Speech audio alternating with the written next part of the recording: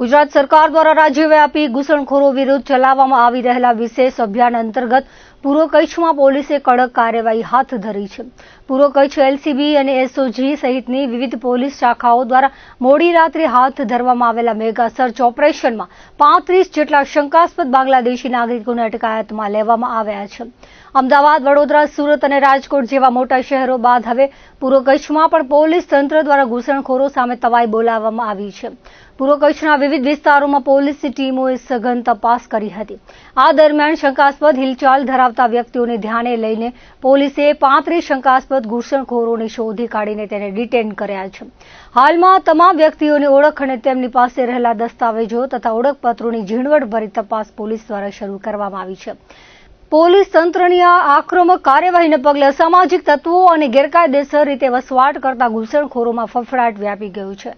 પૂર્વ કચ્છ પોલીસ દ્વારા આ તપાસની પ્રક્રિયા હજુ પણ ચાલુ રાખવામાં આવી છે અને આગામી સમયમાં પણ આવી કડક કાર્યવાહી યથાવત રહેશે તેમ પોલીસ સૂત્રો દ્વારા જાણવા મળ્યું છે। નિષ્ણાંતોનું માનવું છે કે સતત અને કડક વેરિફિકેશન અભિયાનના કારણે શંકાસ્પદ તત્વો આપમેળે વિસ્તાર છોડવા મજબૂર બનશે, જેના પરિણામે ગુનાખોરી પર નિયંત્રણ આવશે અને સ્થાનિક નાગરિકોની સુરક્ષા વધુ મજબૂત બનશે।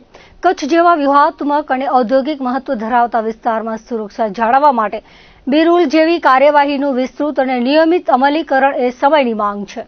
રાજ્યના ગૃહ વિભાગ તરફથી મળેલ નિર્દેશ અનુસાર અને માનનીય Shri border range IG sir Shri Chirag Kordia સાહેબના માર્ગદર્શન હેઠળ પૂર્વ કચ્છ જિલ્લા પોલીસ દ્વારા ગઈકાલ સાંજથી અલગ અલગ એરિયાઓમાં સર્ચ કાર્યવાહી હાથ ધરવામાં આવેલી છે, જેમાં જિલ્લામાં રહેતા વિવિધ ગેરકાયદેસર બાંગ્લાદેશીઓ જે અલગ અલગ વિસ્તારોમાં રહેતા હોય એમને પકડવાની કાર્યવાહી ચાલુમાં છે।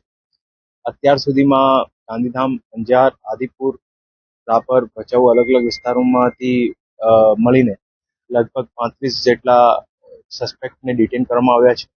એ લોકોનું વેરિફિકેશન ચાલુ છે। આ 35માંથી અત્યારે લગભગ 11 જેટલા બાંગ્લાદેશી ગેરકાયદેસર હોય એવું કન્ફર્મેશન થયું છે અને બીજા પણ જે લોકો પકડાયેલા છે એમનું વેરિફિકેશન કાર્યવાહી ચાલુમાં છે।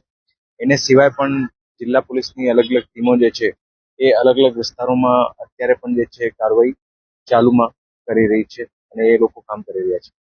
એ લોકો અલગ અલગ વિસ્તારોમાં કોઈ જગ્યાએ કોઈ કારખાનામાં હોય અથવા કોઈ બીજા કામમાં લાગેલા હોય એ પ્રમાણે એ લોકો અહીંયા કામ કરતા હતા અને બીજા પણ જે લોકો હતા એમની અત્યારે વેરિફિકેશન કાર્યવાહી ચાલુમાં છે।